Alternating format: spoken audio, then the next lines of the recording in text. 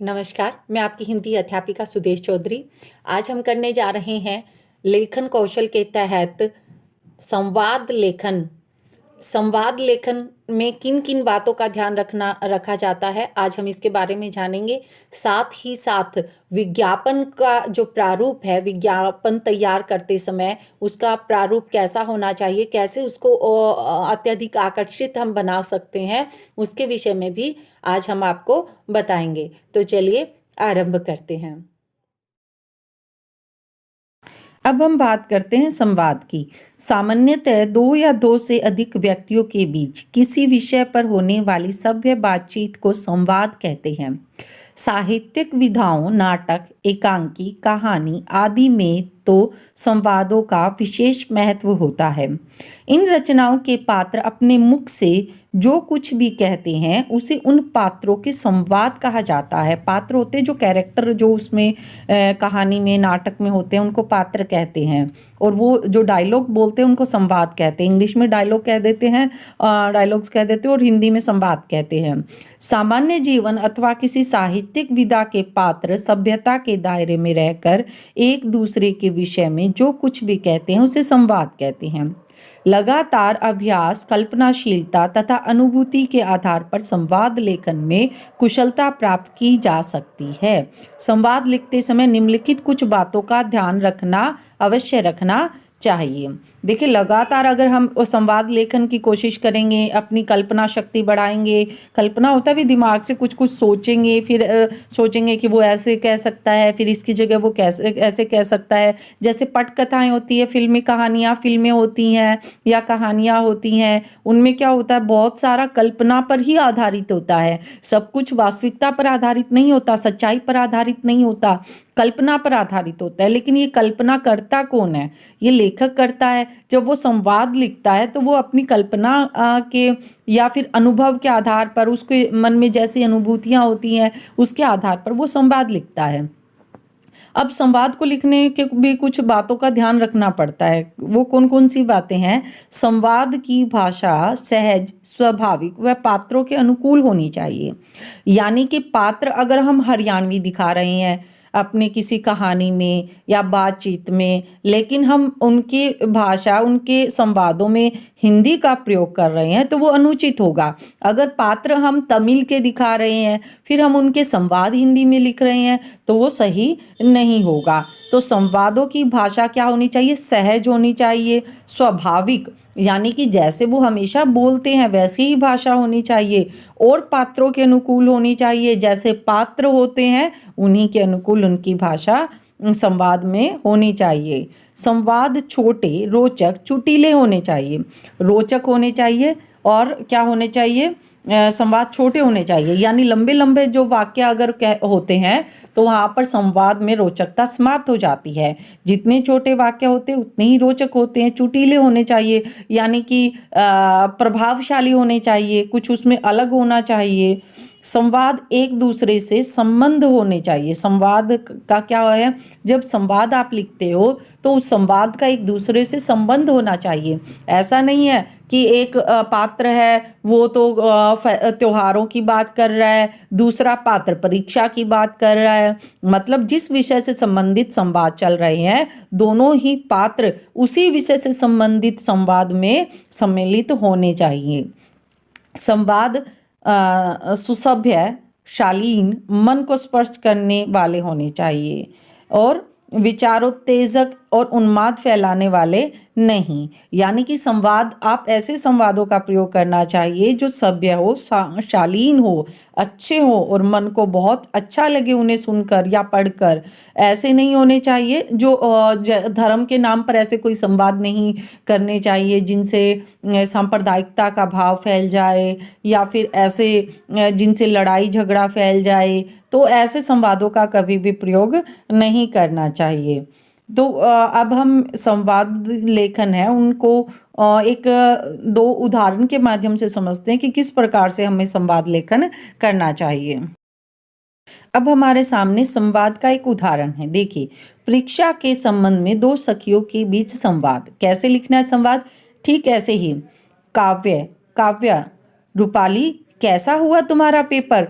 अब हमने पहले भी जिक्र किया है कि जो विराम चिन्ह है उनका संवादों में विशेष ध्यान रखने की आवश्यकता होती है। जैसे कि हमने यहाँ पर अल्प विराम का प्रयोग किया। रूपाली, उसने आवाज दी, कैसा हुआ तुम्हारा पेपर? उसने प्रश्न किया तो हमने प्रश्न चिन्ह भी लगाया।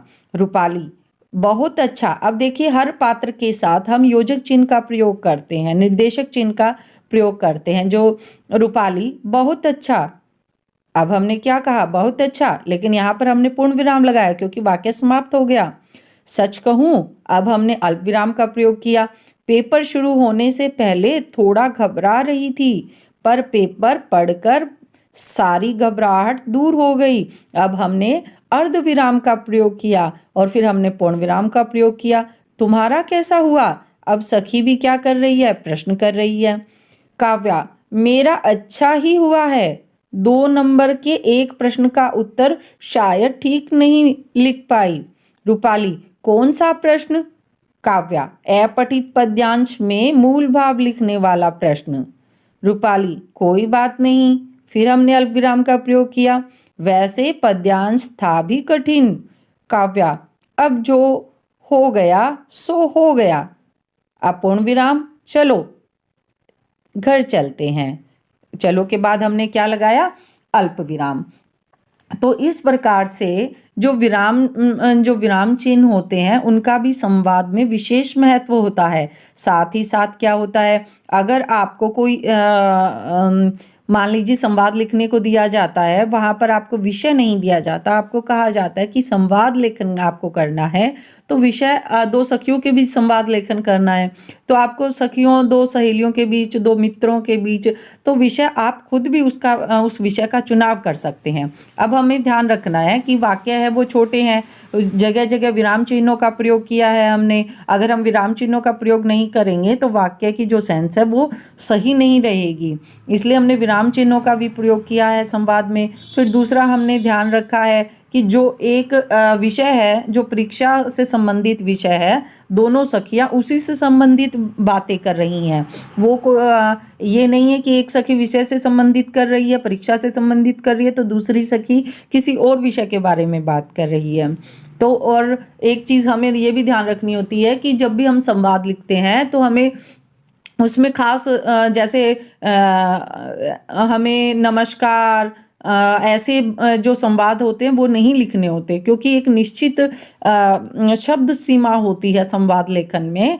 तो उस निश्चित शब्द सीमा के अंतर्गत ही उचित संवाद हमें लिखने होते हैं। काफ़ी बार बच्चे क्या करते हैं कि लिख देते हैं कि 2 सखियां पहले मिलेंगी, फिर वो हाय हेलो करेंगी, फिर वो एक दूसरे का हाल चाल पूछेंगी, फिर परीक्षा के बारे में बात करेंगी।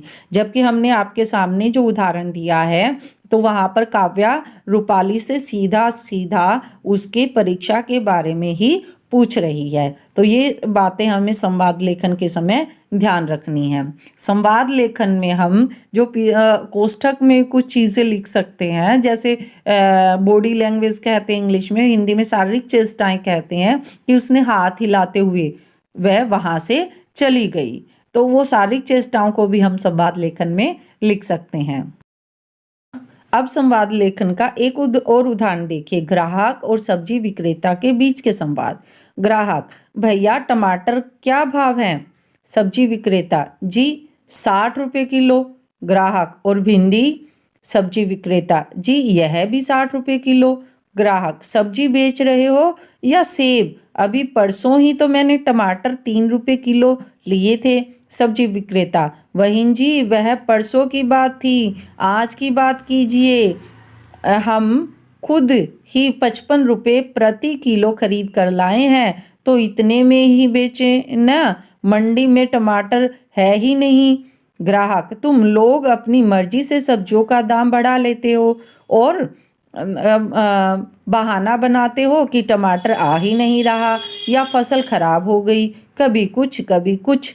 ग्राहकों को लूटने का धंधा बना रखा है। सब्जी विक्रेता, बहन जो लेना है तो लीजिए, नहीं तो जहाँ सस्ते मिलते हो वहाँ से ले लीजिए। ठीक है, तो इस प्रकार से हमने क्या है, संवाद होते वही हैं जो हम अपनी वास्तविक जिंदगी में भी हम एक दूसरे से क्या करते हैं, संवाद ही तो करते हैं। वही संवाद हमें लेखन में करना होता है। लेकिन लेखन में संवाद करते समय हमें पात्रों को ध्यान में रखना होता है कि पात्र कौन सा संवाद कौन सा पात्र बोल रहा है, उस संवाद के आगे उसी पात्र का नाम आना चाहिए। विराम चिन्ह, प्रश्न चिन्ह, पूर्ण विराम, अल्प विराम, अर्ध विराम सभी का ध्यान रखना होता है। इस प्रकार से हमें संवाद लेखन में कुछ विशेष ध्यान रखने की आवश्यकता होती है।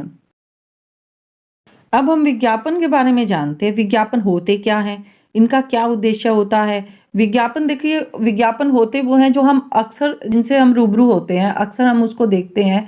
जैसे कि हम टीवी में देखते हैं, जब भी कोई कार्यक्रम चल रहा होता है उसके बीच में विज्ञापन आ जाता है। कभी किसी क्रीम का, कभी जूतों का, कभी किसी फ्रिज का, किसी भी इलेक्ट्रॉनिक कंपनी का। तो इस तरह से विज्ञापन हम टीवी में देखते हैं। ऐसे ही जो अखबार हमारे घर आता है उसमें भी वर चाहिए, वधू चाहिए, उसका भी विज्ञापन होता है। कोई जैसे ऑयल वगैरह का विज्ञापन, आपको तेल वगैरह का विज्ञापन भी आपके अखबार में दिख जाएगा। या स्पेशल कोई कोचिंग सेंटर वगैरह होते हैं तो वो कुछ विज्ञापन देने के लिए अपना अलग से एक पेपर छपवा कर वो न्यूज़ अखबार के अंदर डाल देते हैं। तो इस तरह के विज्ञापन आप लोग भी देखते होंगे। इसके अलावा विज्ञापन हम कहाँ देखते हैं, जैसे हम सड़क पे चलते हैं, गलियों में देखते हैं, हम बड़े बड़े बैनर लगे होते हैं, तो वो भी क्या होते हैं, विज्ञापन का ही रूप होते हैं। अब विज्ञापन का उद्देश्य क्या होता है, ये विज्ञापन क्यों बनाए जाते हैं। देखिए, विज्ञापन का उद्देश्य होता है जानकारी को लोगों तक पहुंचाना, कि कुछ जानकारी है वो आप लोगों तक पहुंचाना चाहते हैं, तो उस जानकारी को आप कैसे पहुंचाएंगे, आप विज्ञापन के माध्यम से पहुंचाएंगे। आपके पास कोई चीज़ है, आप उसे बेचना चाहते हैं, क्या आप जब तक उसका विज्ञापन नहीं दिखाएंगे कि उस चीज़ में क्या क्या खासियत है, क्या वो चीज़ है, कितने का वो किस प्राइस में दे रहे हैं आप, तब तक उस चीज़ को कोई खरीदने नहीं आएगा, या उसकी जानकारी लोगों तक नहीं पहुंचेगी। अगर ऐसा नहीं होगा तो हमें क्या करना पड़ेगा, हमें विज्ञापन देना पड़ेगा, और विज्ञापन से लोग उस चीज़ के बारे में जानने लग जाएंगे और उस चीज़ को खरीदने के लिए भी आपके पास आएंगे।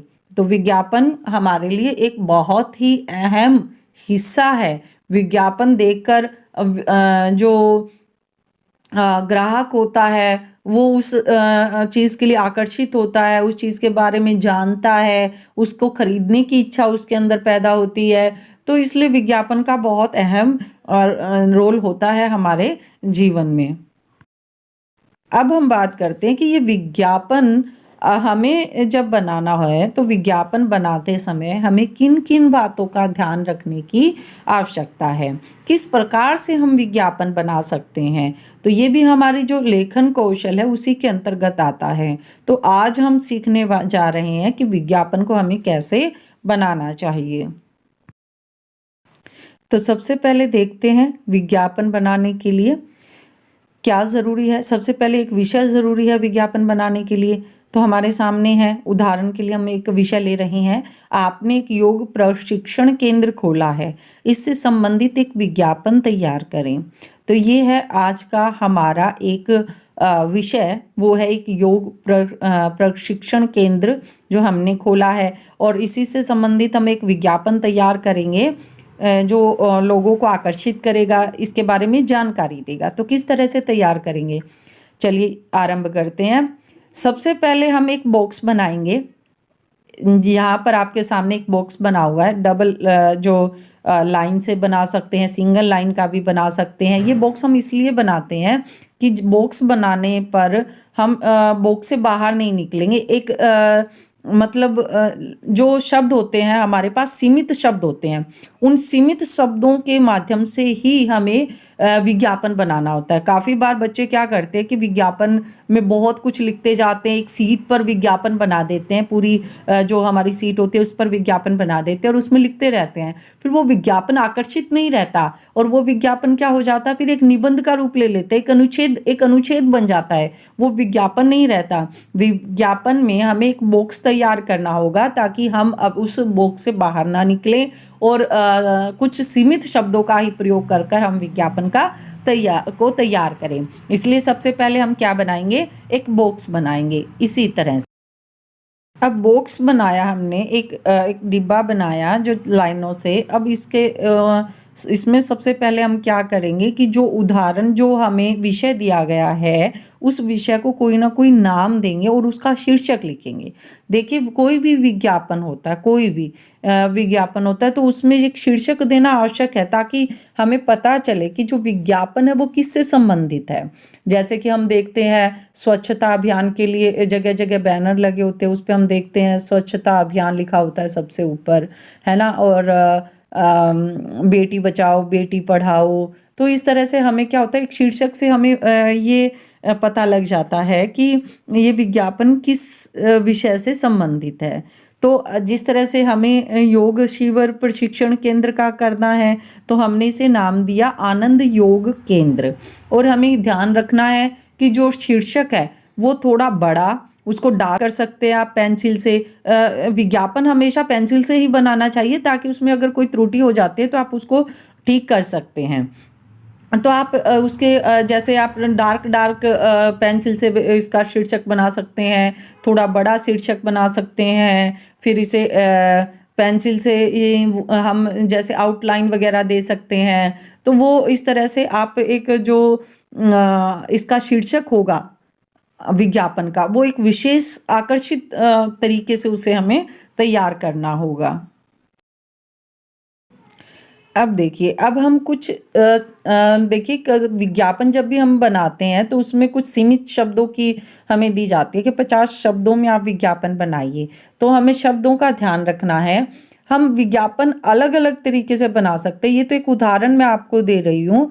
जैसे कि देखिए, हमने इसके बीच में जो है योग केंद्र से संबंधित बातों की चर्चा की है। चाहे तो हम इसे एक साइड में लिख सकते हैं और इसके साइड में हम कुछ चित्र वगैरह बना सकते हैं। ये मैं आपको बाद में बताऊंगी, पहले हम एक उदाहरण के माध्यम से समझ लेते हैं। अब हमने क्या लिखना है कि क्या आप अनिद्रा, मोटापा, उच्च रक्तचाप आदि से परेशान हैं, तो आइए आनंद योग केंद्र। प्रशिक्षित लोगों द्वारा प्रशिक्षण, प्राकृतिक वातावरण में प्रवेश लेने पर योग किट मुफ्त। अब इसमें हम पॉइंट भी बना सकते हैं कि अगर आप अनिद्रा, मोटापा, उच्च रक्तचाप से परेशान हैं तो आइए आनंद केंद्र योग, आनंद योग केंद्र। और अगर हम ये भी लिख सकते हैं कि साफ स्वच्छ वातावरण, बैठने के लिए उचित व्यवस्था, ऐसे बहुत सारी चीज़ें हम इसमें लिख सकते हैं जो किसी को आकर्षित करे योग केंद्र में आने के लिए। सिर्फ 15 दिन का शुल्क लिया जाएगा। 15 दिन मुफ्त प्रशिक्षण दिया जाएगा। इस तरह के कुछ अट्रैक्टिव करने वाले हम उसके अंदर लाइनें डाल सकते हैं। तो ऐसे भी लिख सकते हैं, उस तरह से भी लिख सकते हैं, कुछ तुकबंदी भी कर सकते हैं कि आइए आइए आनंद योग केंद्र आइए, स्वास्थ्य को सदाबहार बनाइए। इस तरह से कुछ तुकबंदी कर कर भी हम इसमें लिख सकते हैं। मतलब कहने का ये है कि आपका जो लेखन होना चाहिए वो इतना आकर्षित होना चाहिए। विज्ञापन का नाम ही आकर्षण होता है। विज्ञापन होता ही आकर्षित करने के लिए है। देखिए, सबसे ज़्यादा हम वही चीज़ें खरीदते हैं जिनसे, अब इतने बड़े बड़े जो फिल्म स्टार है उनसे ही विज्ञापन को क्यों करवाया जाता है। एक आम इंसान से क्यों नहीं करवाया जाता विज्ञापन टीवी पर। इसका एक यही कारण है कि जो फिल्म स्टार है हम उनसे प्रभावित होते हैं। हम उनको देखते हैं कि अगर ये लोग इस कॉस्मेटिक्स का इसका इस्तेमाल करते हैं तो हमें भी यही करना चाहिए, हमें इनके जैसे बनना है। तो वो आकर्षण का केंद्र होते हैं वो फिल्म स्टार। वैसे ही अगर बैनर वगैरह होता है या कोई ऐसा विज्ञापन होता है तो वहाँ पर हम कुछ ऐसी आकर्षित लाइनें लिखते हैं, कुछ ऐसा बनाते हैं कि उससे देखने वाले को उस विज्ञापन में दिलचस्पी ले और उसे पढ़े। और पढ़ने के, क्योंकि वो जब उस विज्ञापन को पढ़ेगा देखेगा तभी उसको उसके बारे में जानकारी मिलेगी, तभी वो उसके बारे में अपने ख्याल बनाएगा कि मुझे जाना चाहिए, ये समस्या तो मेरे साथ भी है। अगर साफ सुथरा वातावरण है फिर क्या दिक्कत है। अगर वहाँ पर सिर्फ 15 दिन का शुल्क लिया जा रहा है, 15 दिन मुफ्त प्रशिक्षण दिया जा रहा है, ये तो बहुत अच्छी बात है। मतलब आपको कुछ ऐसा लिखना है जिससे वो आपका जो विज्ञापन है वो और भी आकर्षित लगे पढ़ने वाले को। इसके बाद हम देखिए साइड में जो हम बना सकते हैं कि हमने कुछ अट्रैक्टिव करने के लिए कुछ ऐसा किया है कि कुछ लाइनें हमें वहाँ पर लिखनी है, तो हम यहाँ पर ऐसे जैसे आपके सामने है कुछ 2 सर्कल बनाए हैं, तो इसमें हम लिख सकते हैं योग भगाए रोग। इसके अलावा हम और भी योग करें स्वस्थ रहें, तो मतलब ऐसे कुछ हेडिंग अलग से दे सकते हैं जिससे हमारा जो विज्ञापन है उसका जो औचित्य है वो स्पष्ट हो जाए कि हम विज्ञापन किस लिए हम दे रहे हैं। कि योग भगाए रोग, अगर आपको स्वस्थ रहना है तो योग करिए, योग करें स्वस्थ रहें। कुछ ऐसे जैसे हमने यहाँ इसमें तो एक तरफ ही बना रखा है, लेकिन अगर हम चाहें तो एक तरफ हमने ये बना दिया, एक तरफ हम दोबारा दूसरी जगह कुछ और भी दूसरी जगह भी ये सर्कल है इस तरह से बना सकते हैं।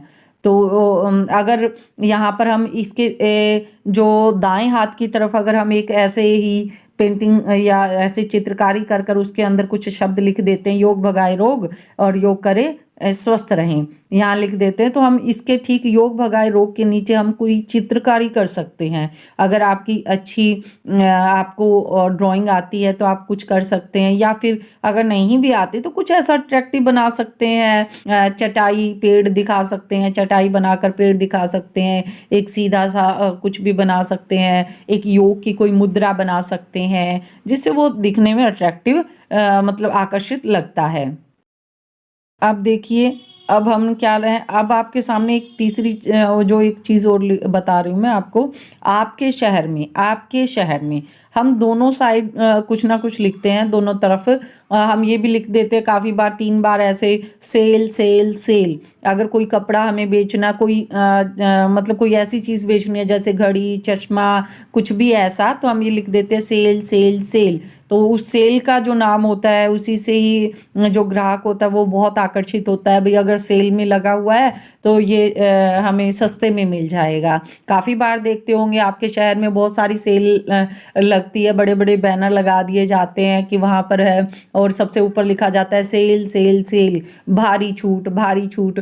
तो मतलब वो पढ़कर हम क्या हो जाते हैं, हम उस चीज़ की तरफ भागते हैं कि हाँ अगर सेल है, जबकि उसमें कोई भी अंतर नहीं होता। जब हम एक दुकान से खरीदते हैं और सेल से खरीदते हैं उसमें कोई फर्क नहीं होता, लेकिन जो सेल है वो क्या करती है, वो आकर्षित करती है ग्राहक को। तो आप इस तरह से कुछ भी लिख सकते हैं, आपके शहर में पहली बार, या फिर सेल सेल सेल, या फिर ऐसा चमत्कार पहली बार, कुछ ऐसा मतलब जो आपको मतलब ग्राहक को उस विज्ञापन को पढ़ने के लिए बाध्य कर दे, कुछ भी ऐसा लिख सकते हैं इस पे।